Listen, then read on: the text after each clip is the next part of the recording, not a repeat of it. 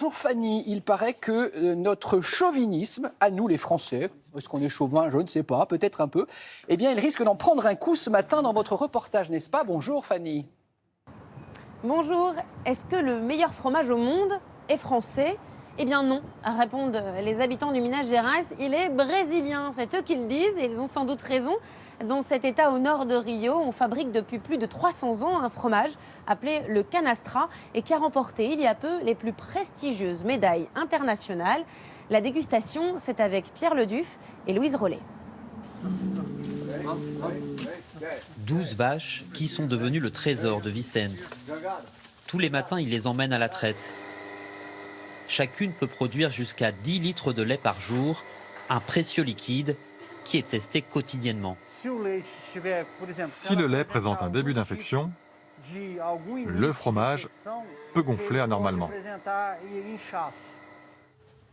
Une fois le lait testé, Vicente passe le relais à son épouse Silmar, fromagère depuis 4 générations. J'ai beaucoup vu mes oncles faire du fromage. J'ai adapté la fabrication à ma façon. Il y a des règles strictes à respecter pour faire le fromage canastra, car il possède une appellation d'origine contrôlée. Au Brésil, c'est surtout sa version fraîche qui est consommée. L'affinage, c'est un art que Silmar a appris auprès de producteurs français. Et ça lui a plutôt réussi. Après seulement 4 ans de production, c'est avec ce type de canastra qu'elle a remporté sa première médaille au Mondial du fromage en 2019.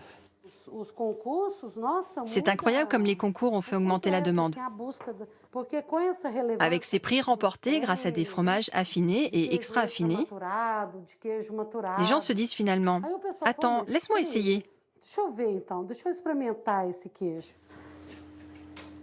Le succès désormais international du canastra attire de plus en plus de touristes, comme Mauro et Tatiana, venus de Sao Paulo.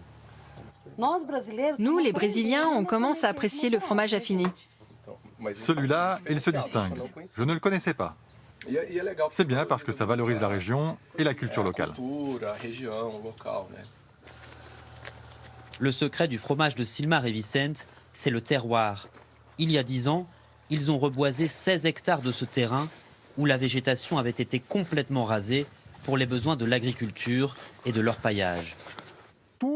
Tout ce que vous voyez ici a été reboisé. La terre était à nu. Et maintenant, il y a 2 sources qui ont ressurgi en bas. La qualité de l'herbe et de l'eau influe grandement sur celle du fromage.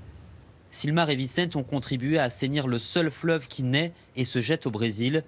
Le Rio San Francisco prend sa source à quelques kilomètres de là, dans les hauteurs de la Serra da Canastra. Fanny, une question, est-ce que ce fromage a autant de succès au Brésil que le nôtre ici en France? Est-ce qu'ils sont accros, les Brésiliens? Oula, il faut dire que oui, on revient de loin. Il y a peu encore, dans les supermarchés brésiliens, on ne trouvait que du fromage sous forme carrée, blanche ou orange. Le canastra, heureusement, commence petit à petit à envahir les rayons. Il faut dire qu'il est très difficile à exporter à l'international, mais aussi au sein même du pays, car ici au Brésil, la législation sur le lait cru dépend de chaque État. Alors le meilleur moyen pour déguster du canastra, c'est encore de se rendre sur place dans le Minas Gerais, qui est devenu un État référence en matière de tourisme gastronomique. Mais malheureusement, la pandémie et les récentes inondations qui ont fait d'énormes dégâts n'ont pas aidé ces derniers temps. Merci beaucoup Fanny.